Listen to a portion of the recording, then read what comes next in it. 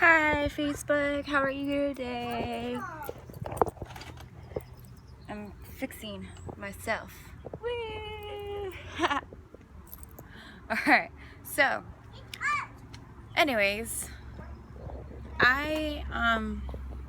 today, whoever's been paying attention to me and my sobriety, today is a really special day for myself, my kids, my family, my friends that I've hurt in the past.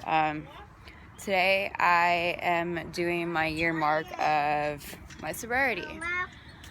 That's 365 days without drinking, and it's awesome, to be honest with you. I'm so glad that I stopped drinking a year ago today. Well, not really, because at first I had to, but after a while of me having to do it, I wanted to do it. See, about a year ago today on Easter, I got my second DUI, and this time it was very hard to handle because my kids were in the car.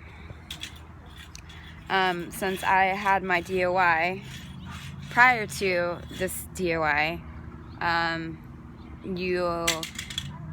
it's a violation on your probation if you were to have any intoxicants inside your body. So it didn't matter how much I drank or little I drank, I still had not that 0.0 that they wanted.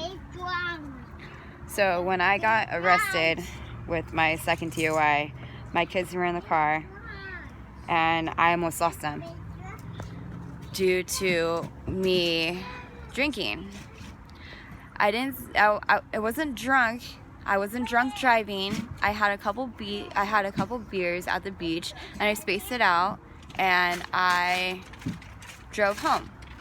I got lost, and I got pulled over. Either of those, I still blew. And when I blew, it was 0.05, the legal limit, but I still had intoxicants inside my body, which is a violation of my probation. My kids were in the car, so CPS did get called, and I had to fight for my kids. Thank God I did have that support system in place where my mom was granted guardianship of my kids until I finished with what CPS wanted me to do. And yes, I was still living inside the house, but I couldn't be alone with my kids at all.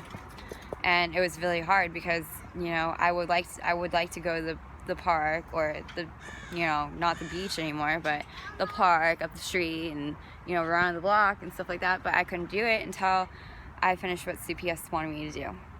And by that, I had to get drug tested.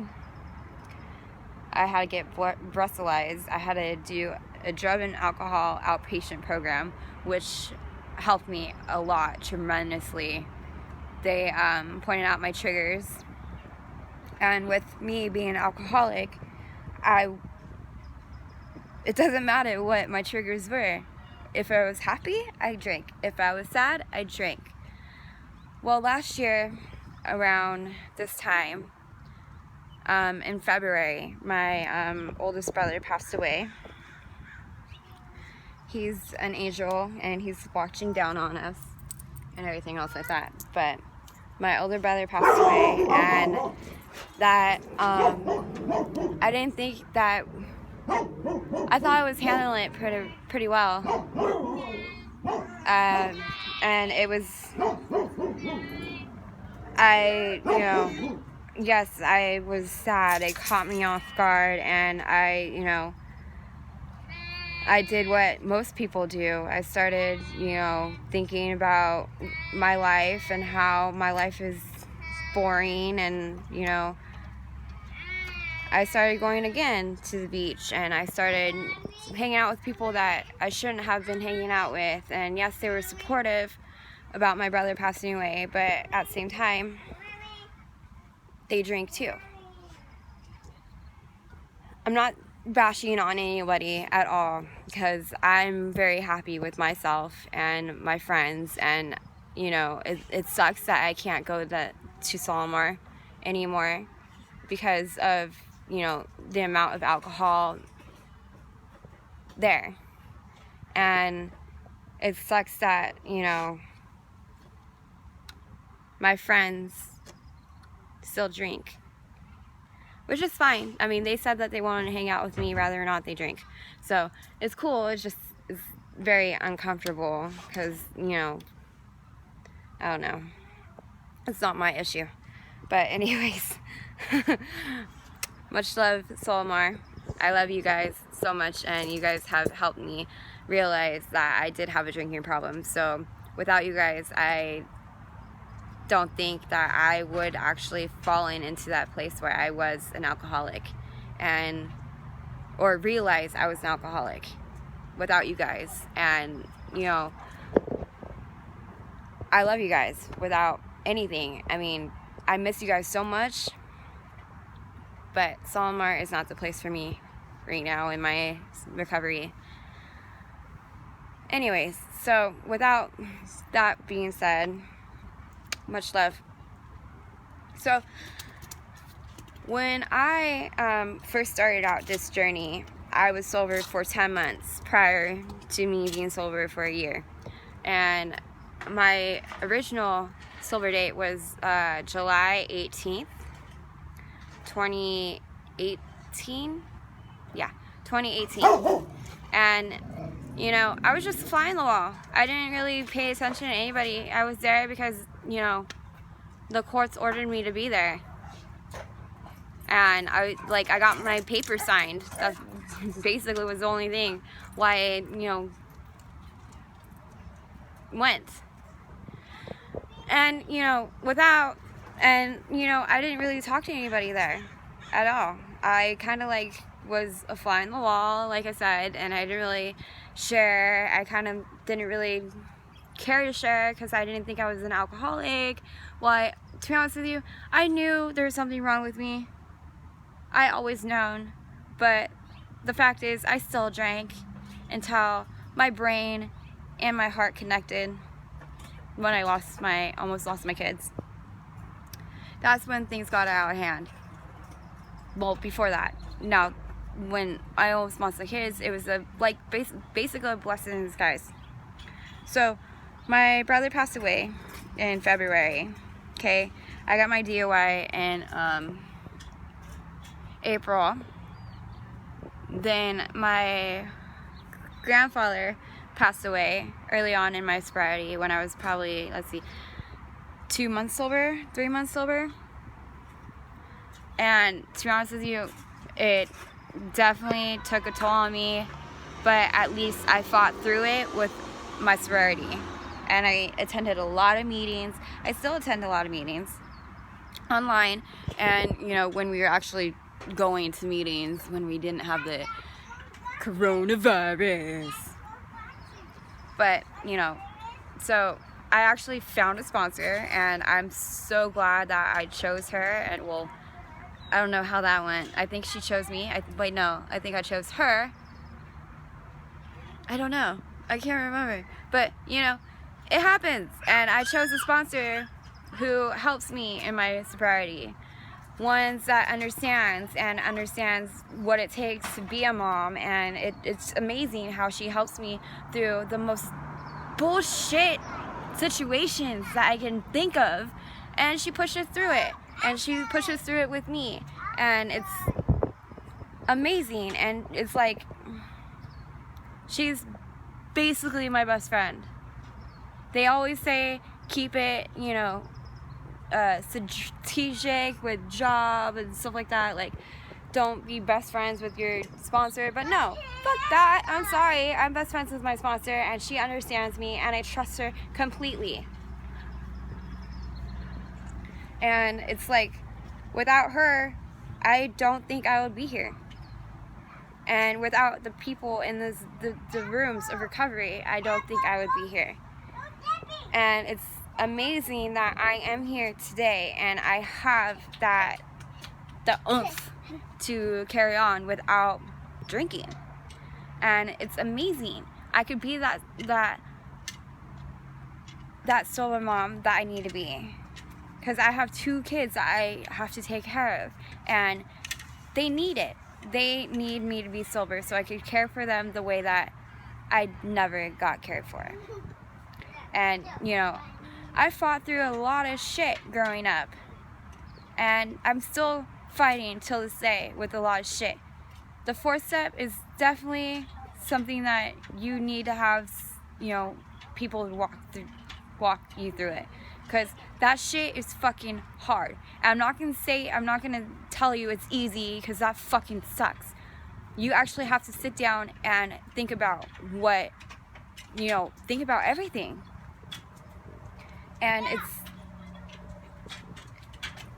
And realizing with the 4th step how much of an impact it had on you,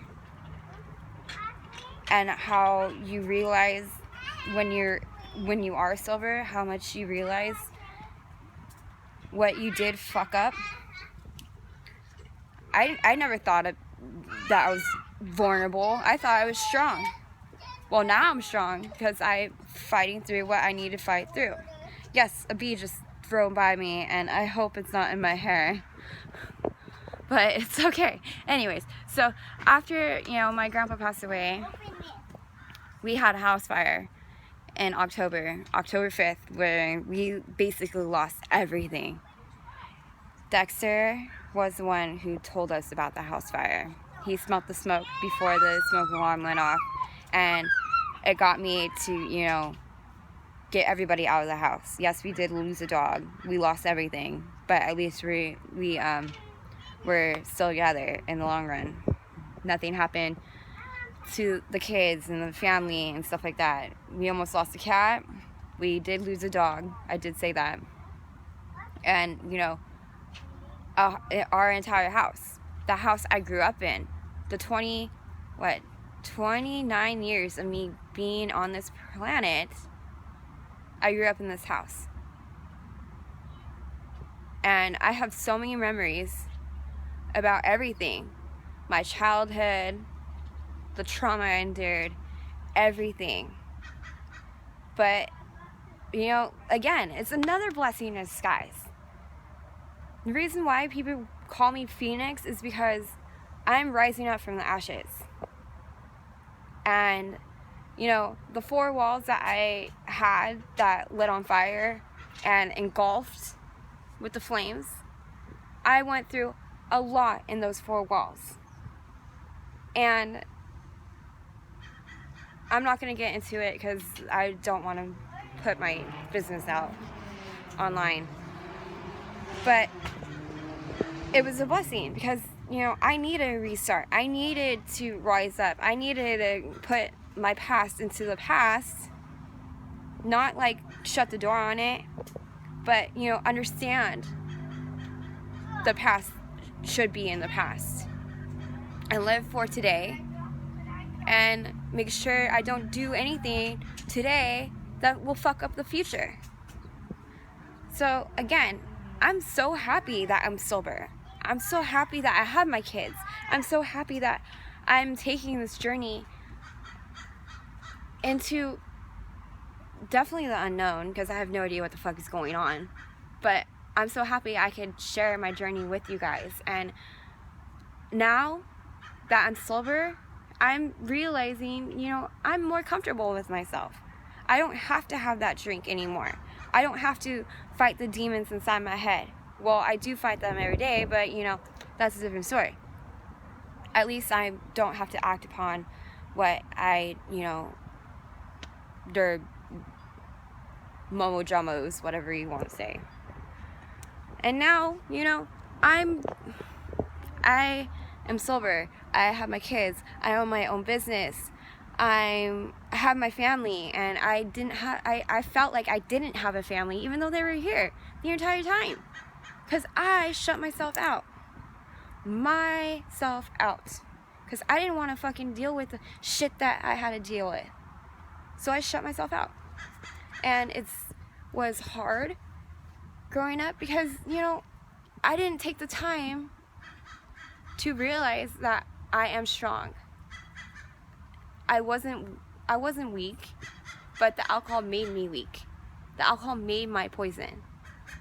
I'm so glad that today I am good. And, you know, now